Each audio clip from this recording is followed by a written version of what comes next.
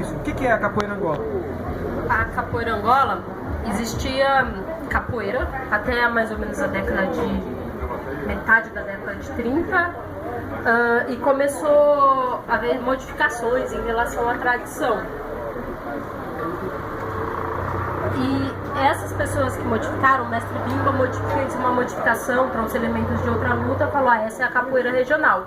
Os outros capoeiristas falaram, a capoeira que a gente pratica para homenagear o povo banto, que hoje o povo de Angola, quis homenagear a capoeira raiz com o nome, capoeira Angola. Daí ficou esse nome.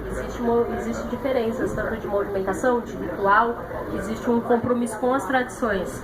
A capoeira Angola, ela é algo então mais tradicional, mais apegado aos princípios, e a capoeira mais geral que a gente conhece hoje, ela é um pouco mais... Ela sofreu influência de outras lutas, de outras modalidades. Tá. Então a que você trabalha aqui é essa mais tradicional, então? Sim, é a capoeira mais próximo da raiz, assim, do surgimento, que foi a capoeira. E como é que funciona as aulas? Como é que você vai fazendo? Tem um passo a passo? Como é que você vai organizando as aulas aqui? A gente está num processo de formação de turma, então cheguem aqui às 4 horas da tarde e a gente vai conversando junto. Vocês vão formar uma turma